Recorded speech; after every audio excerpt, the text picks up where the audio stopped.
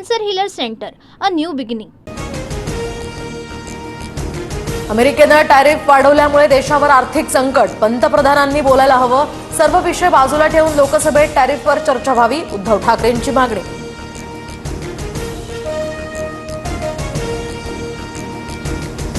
अमित शहांचं कालचं भाषण हे जिनांना सुद्धा लाजवणारं. वक्फ बिल मुस्लिमांच्या हिताचं म्हणजे तुम्ही हिंदुत्व सोडलं का? उद्धव ठाकरेंचा सवाल. किरेन रिजिजू यांच्याकडून राज्यसभेत वक्फ सुधारणा विधेयक सादर, तर काल लोकसभेमध्ये वक्फ सुधारणा विधेयकाला मंजुरी. भारताची 4000 किलोमीटरच्या जमिनीवर चीनचा ताबा, तर देशाची जमीन परत मिळवावी, चीनच्या मुद्द्यावरून राहुल गांधी आक्रमक. राज ठाकरेंच्या सूचनेनंतर मनसे आक्रमक. परळीतील आयडीबीआय आणि कुलाब्यातील मुंबई बँकेमध्ये जाऊन मनसे कार्यकर्त्यांकडून बँकांमध्ये विचारणा. मराठीत कामं झाली पाहिजेत, मनसेची मागणी. सुप्रीम कोर्टातील सर्व न्यायाधीशांनी संपत्तीची माहिती द्या. संपत्तीची माहिती सुप्रीम कोर्टाच्या वेबसाईटवर जाहीर करावी, सरन्यायाधीश संजीव खन्ना यांचे निर्देश. मणिपूरमध्ये राष्ट्रपती राजवट लावण्यासंदर्भातला प्रस्ताव लोकसभेत मंजूर. राष्ट्रपती राजवटीचा प्रस्ताव आजच राज्यसभेत आणला जाणार. कुणाल कामरा मुंबईत आल्यावर शिवसेना स्टाईलनं त्याचा सत्कार करू. शिवसेनेचा प्रसाद काय असतो ते कामराला दाखवणार, कुणाल सरमळकरांचा इशारा. शिंदेंच्या शिवसेनेचे युवासेनेचे सरचिटणीस राहुल कनाल यांचं बुक माय शोच्या सीईओंना पत्र. कुणाल कामराच्या शोच्या तिकिटांची विक्री बुक माय शोवर न करण्याची आत्मविनंती. कॉमेडियन कुणाल कामराच्या शोला हजर असलेल्या प्रेक्षकांना पोलीस ठाण्यात येण्याची गरज नाही. कुणाल कामरा प्रकरणी पोलिसांची शोला असणाऱ्या प्रेक्षकांना चौकशीसाठी होती नोटीस. अमेरिका भारतावर 26% आयात शुल्क लावणार. अमेरिकेचे राष्ट्राध्यक्ष डोनाल्ड ट्रम्प यांची घोषणा. तर तंत्रज्ञान, संरक्षण उपकरणं, ऊर्जा उत्पादनांच्या किमती आता वाढण्याची शक्यता.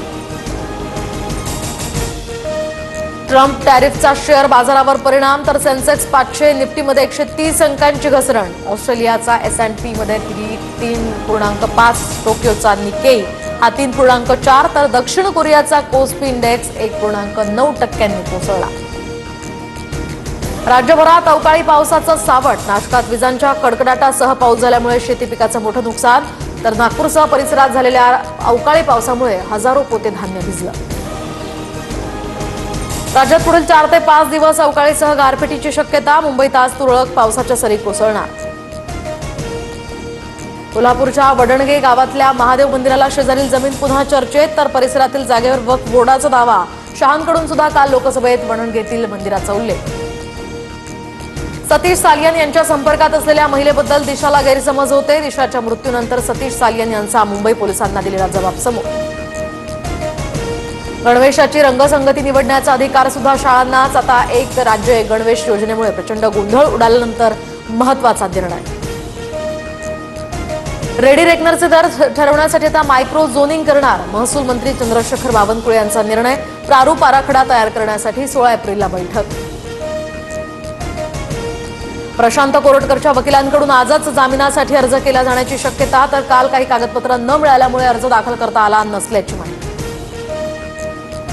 कबुतरांना अन्न खाऊ घातल्यास कारवाई होणार. मुंबई महापालिका 500 रुपयांचा दंड आकारणार.